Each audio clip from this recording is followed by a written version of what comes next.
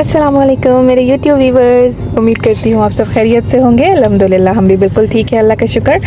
और मेरे पिछले व्लॉग्स में आपने सारी मेरी मेमोरीज़ देखी हैं। आगे आने वाले और व्लॉग्स में आप लोग मज़ीद मेरी मेमोरीज़ देखेंगे, मैं शेयर करूँगी आपके साथ। सब व्लॉग मैंने बना के रखे हुए हैं, लेकिन ये आज का व्लॉग है रीसेंट जो मैं आपके साथ शेयर कर रही हूँ।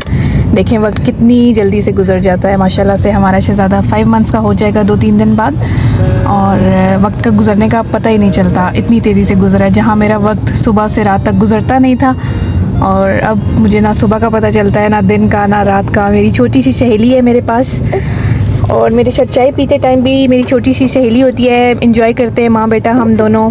इसका फीडर का टाइम होता है और मैं चाय बना के शाम में उसके साथ एंजॉय करती हूँ अपनी चाय, और बहुत मज़े से यूँ ही दिन गुजर जाता है। जहाँ कुछ मदर्स कहती हैं कि वो बेबीज़ होने के बाद इतना बिज़ी हो जाती हैं, उनको अपने लिए भी टाइम नहीं रहता उनके पास। अल्हम्दुलिल्लाह मेरी लाइफ रूटीन बहुत अच्छी, बहुत एंटरटेनिंग हो गई है मोहम्मद आदम के आने के बाद से, और बल्कि अच्छी सी हो गई है। मैं सब मैनेज कर लेती हूँ, घर के काम, कुकिंग, ख़ुद को भी टाइम देती हूँ। और बहुत सी लेडीज़ पोस्टमार्टम डिप्रेशन में चली जाती हैं, और स्पेशली सिजेरियन के बाद, और खुद को संभालना भी उनके लिए बहुत मुश्किल हो जाता है। उस पेन से निकलना, उस डिप्रेशन से, उस ट्रॉमा से निकलना बड़ा मुश्किल हो जाता है, स्पेशली तब जब आप प्रदेश में रह रहे हों और आप अकेले हों। बिल्कुल आपकी फैमिली सब पाकिस्तान में हो या कहीं भी किसी भी कंट्री में आप अकेले हों, और आपका फ़र्स्ट बेबी हो, सो अकेले हैंडल करना मुश्किल हो जाता है।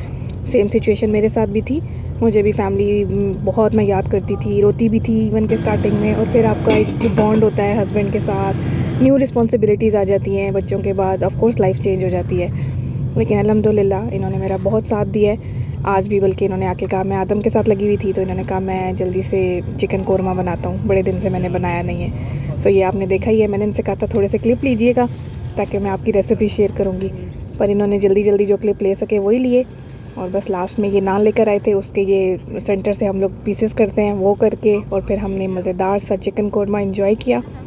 इसकी रेसिपी भी मैं आपके साथ किसी दिन शेयर करूँगी। ये इनकी स्पेशल डिश है। एक तो ये चिकन कोरमा बहुत मज़े का बनाते हैं, और एक होती है वो शिनवारी, काली मिर्चें और सिर्फ टमाटो डालते हैं उसमें, आई थिंक वो भी बहुत टेस्टी बनाते हैं।